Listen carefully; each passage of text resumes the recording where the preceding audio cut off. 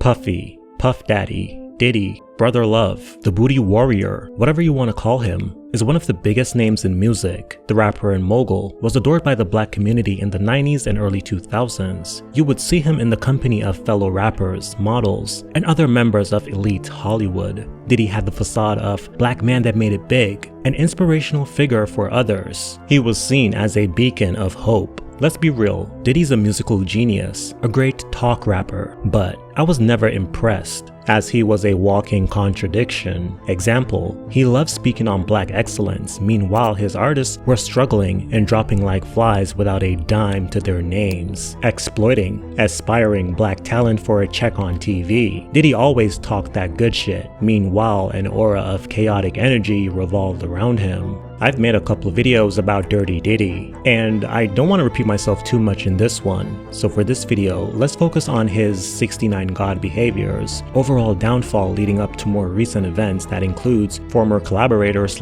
employee Don Richard, who filed a lawsuit against Diddy recently, his indictment, and I also want to give my take on this whole situation. Will he actually be convicted? Now, I'm just your pop culture boy, and I'm not affiliated with this case whatsoever. I am a mere spectator, just like you. I am Don, your pop culture boy. Let's get into it. Catastrophic. Now, I want to start with my impression of Diddy back when I was a kid. My first impression was he definitely had an ear for great sounds and talent as well. If you don't know, he's involved in the careers of Usher, Justin Bieber, and Biggie Smalls, just to name a few. I made a video about his inappropriate and sus involvement in both Usher and Justin Bieber's career. Go check that out if you want. But around 2006 to 2007, that's when I started to appreciate music, and the first song I liked on my own merit from the rapper was the song he did with Christina Aguilera.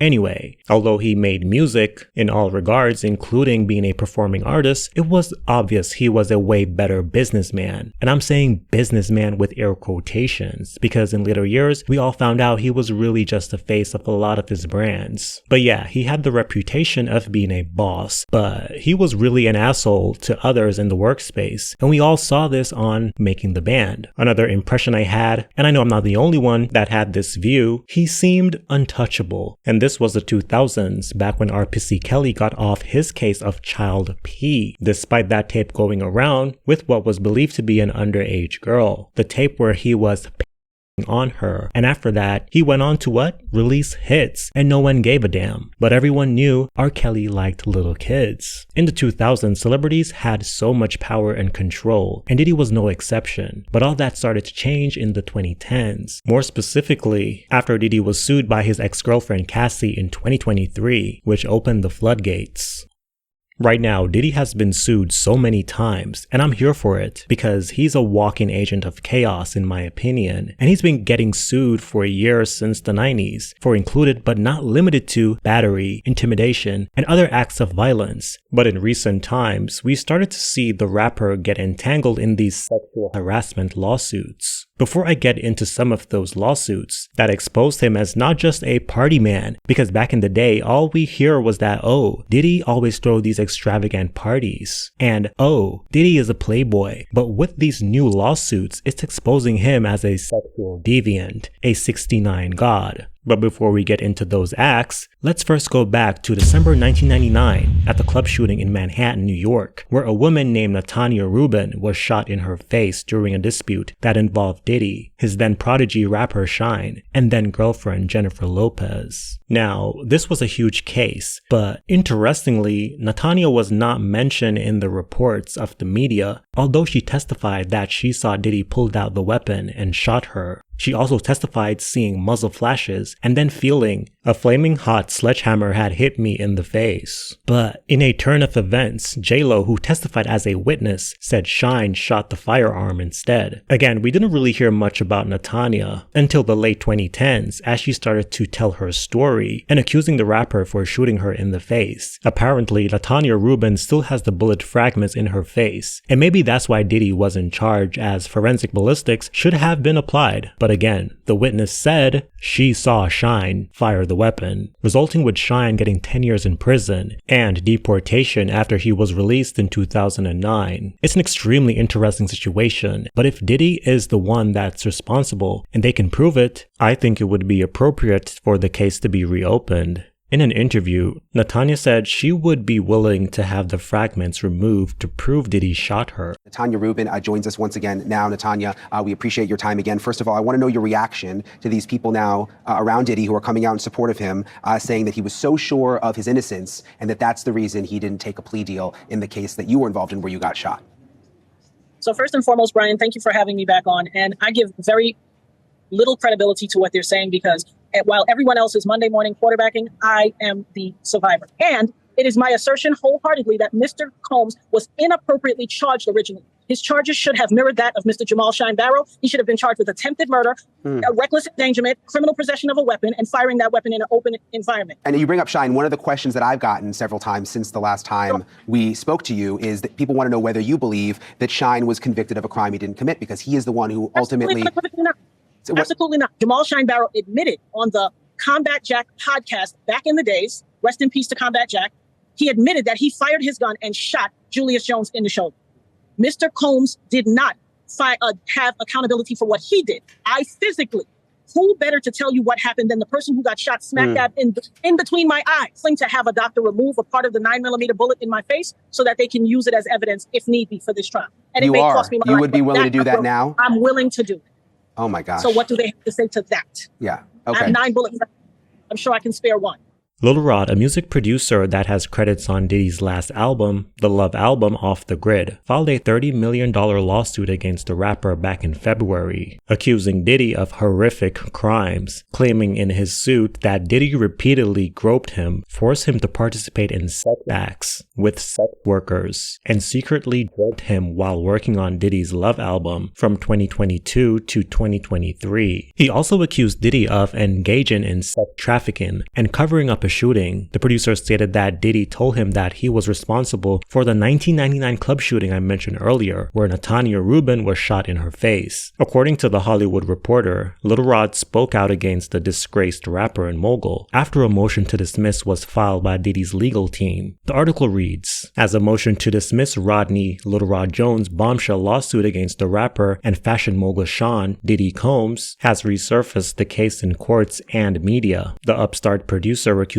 the powerful industry player of grooming and exposing him to several crimes, spoke out in an interview as he remains in hiding. Lil Rod reveals he is having suicidal thoughts and afraid to appear in public as he believes he will be killed, but says that he will continue standing up for justice. On Monday, attorney representing Diddy's camp fired back at the 38-year-old musician with their motion to dismiss the Rodney versus Sean Combs civil case. The motion claims that Jones, who spent over a year living and traveling with Combs and has multiple production credits on Diddy's 2023 Grammy-nominated The Love album, is merely using the accusations to obtain what he sees as an unpaid income for his contributions on Diddy's record. During an interview, Jones steadfastly maintained that the shocking details in his complaint are true and did not hold back while speaking to Rolling Stones about Combs. He's a monster, Jones told the magazine. He'll do whatever is necessary to get exactly what he wants. He doesn't take no for an answer. He told me himself, I'll smack my mama. Anybody who can say that even jokingly is a monster. He's nothing to be played with. For a person whose brand is Love Records and changing their name to Love and name their kid Love, he doesn't show love. He's just marketing. The article continues. In 2022, Jones was hired by Combs to work on Diddy's first studio record since 2006. For over a year, Jones says he spent time living with Diddy in 3 different homes and experienced and witnessed multiple salacious events. That includes his sexual assault, being forced by Combs to engage in sex acts, being made to solicit sex workers, being drugged, humiliated, and repeatedly groped on his anus and genitals by actor Cuba Gooding Jr. while in Diddy's orbit. Jones' case was filed on February 26 in New York federal court, and he seeks $30 million in restitution. Now, I'm not going to read everything, but in the rest of the article, he's defending his claims. He said he's going broke, created a GoFundMe, and is in hiding. The article says he has until September 9 to respond to the motion, and it's past the 9th, so we just have to wait and see what happens next.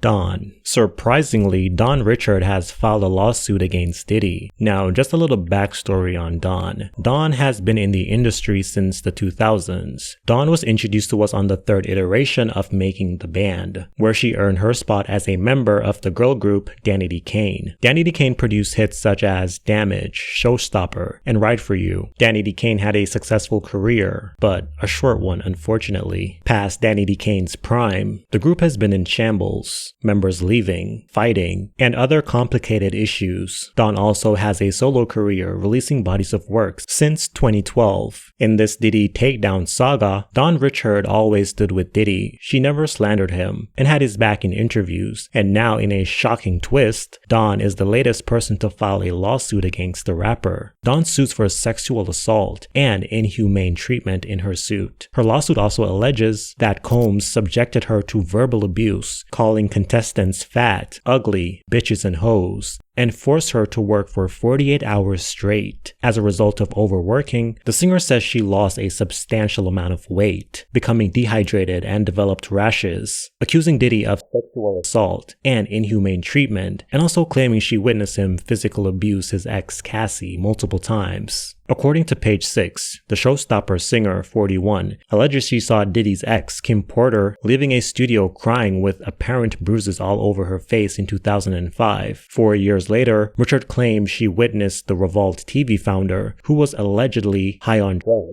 at the time, throw Cassie against the wall, choke her, and drag her up a flight of stairs in his Los Angeles home. The Ride For You singer also alleges she saw Combs, 54, throw a scalding pan of eggs on Cassie while yelling, "I've been asking you for my shit. I can't stand you, bitch.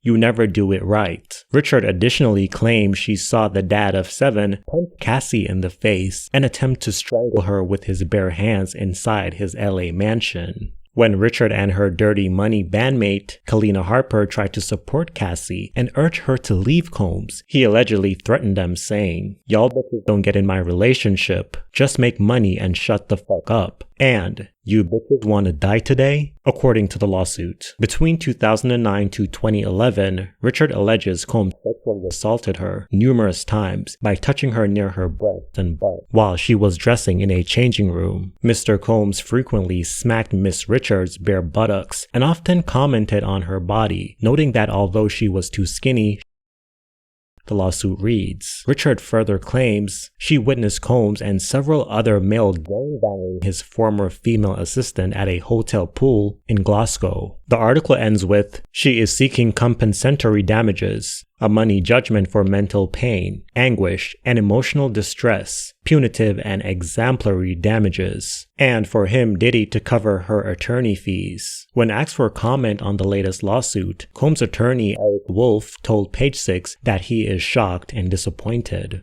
Now, what I will say about this is that I'm not shocked about the allegations. Like, at this point, who is shocked? But I am shocked that she is talking, because whenever she talks about Diddy, Dawn always gave me like a suspicious vibe. Like she feels indebted to him, and apparently she was. She said it in interviews. But for me, I didn't find her genuine, because if you are indebted to someone, you will say anything. Geniusly. For us, it was traumatizing. What was the craziest thing that happened that didn't make it to the camera with you?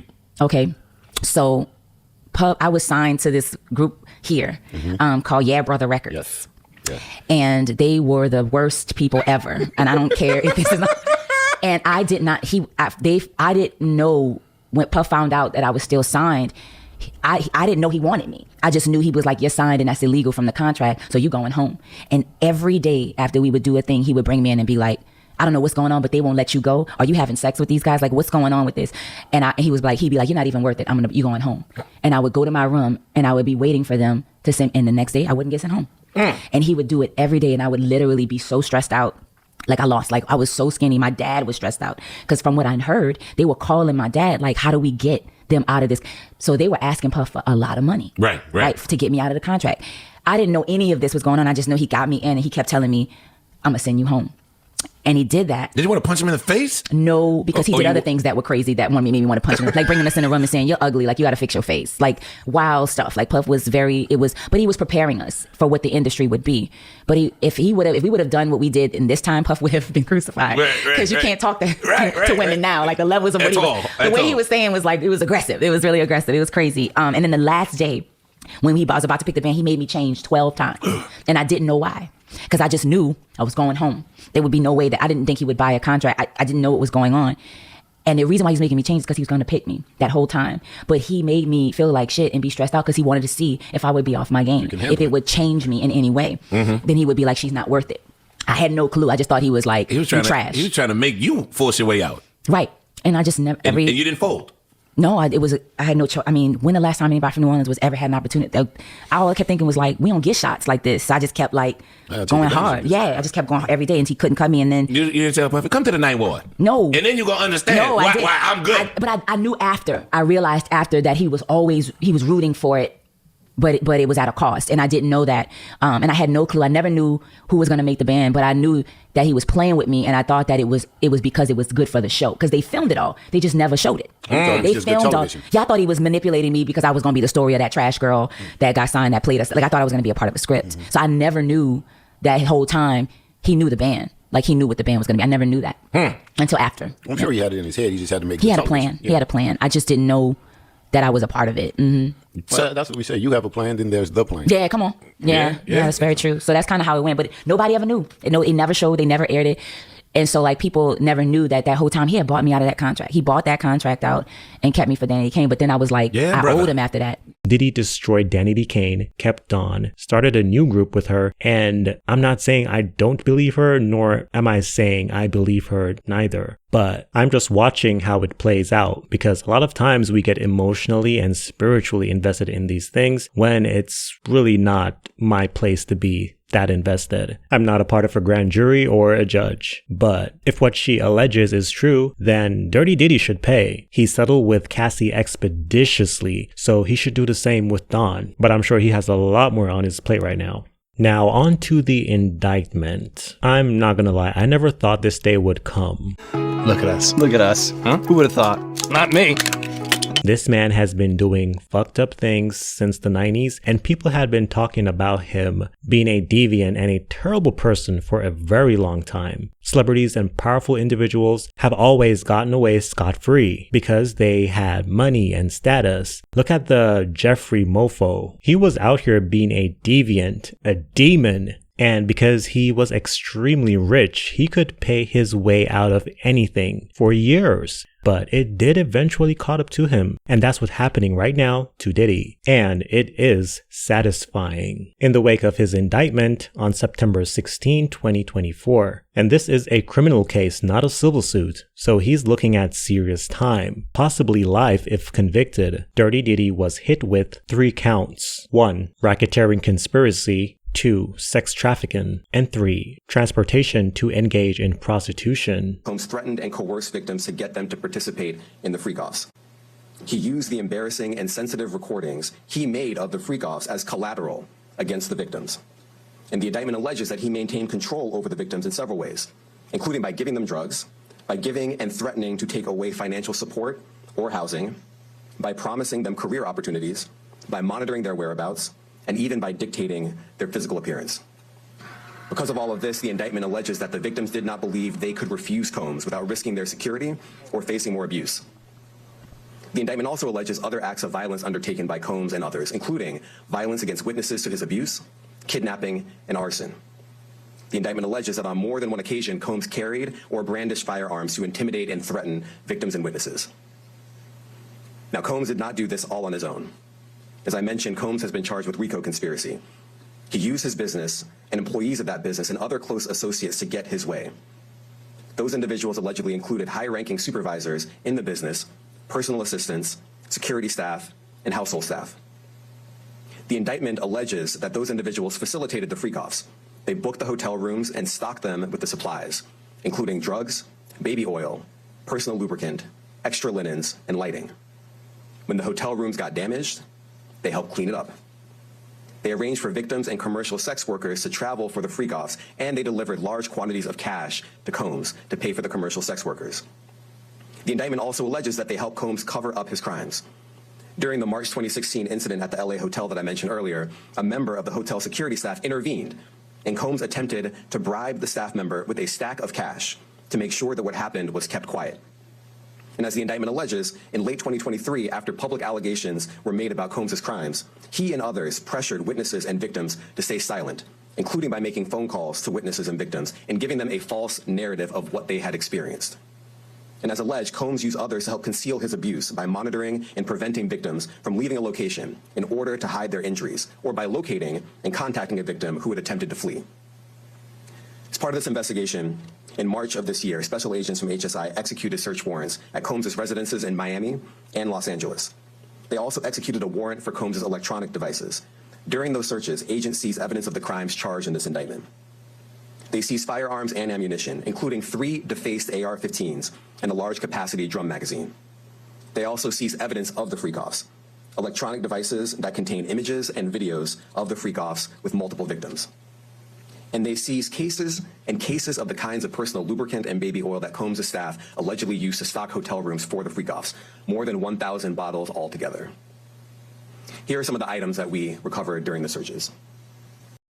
Combs abused, threatened, and coerced victims to fulfill his sexual desires, protect his reputation, and conceal his conduct. As alleged in the indictment, to carry out this conduct, Sean Combs led and participated in a racketeering conspiracy that used the business empire he controlled to carry out criminal activity, including sex trafficking, forced labor, kidnapping, arson, bribery, and the obstruction of justice. Let me say a little bit more about the charges. The indictment alleges that Combs abused and exploited women and other people for years, and in a variety of ways. As alleged, Combs used force, threats of force, and coercion to cause victims to engage in extended performances with male commercial workers, some of whom he transported or caused to be transported over state lines. Combs allegedly planned and controlled the sex performances, which he called freak-offs, and he often electronically recorded them. The freak-offs sometimes lasted days at a time, involved multiple commercial sex workers, and often involved a variety of narcotics, such as ketamine, ecstasy, and GHB, which Combs distributed to the victims to keep them obedient and compliant. As alleged, when Combs didn't get his way, he was violent, and he subjected victims to physical, emotional, and verbal abuse so that they would participate in the freak-offs. Now, I want to be clear about 2 things. First, this office is determined to investigate and prosecute anyone who engages in trafficking, no matter how powerful or wealthy or famous you may be. No one should doubt our commitment on that. A year ago, Sean Combs stood in Times Square and was handed a key to New York City. Today, he's been indicted and will face justice in the Southern District of New York. This is the end for Diddy. It's over for him. He will be convicted in my opinion. He has been roaming the streets doing fuckery for a very long time. Now he has baby oil involved. Also, this man is sick in my opinion. Along with Young Miami, seeing she still has that tweet up. In my eyes, Diddy is guilty. I want to end this video by saying, money will always bring out people's true nature. People love to say, oh, money changes you for the worse. No, having a lot of money will expose your true nature. How telling. Diddy's $50 million bail proposal being denied twice. It's been a long time coming, and personally, the feeling is nothing short of satisfying. And I don't even know him personally, so I can only imagine how his victims and even his alleged victims feel. Now, what do you think? I am Don, your pop culture boy, and I will see you in the next one.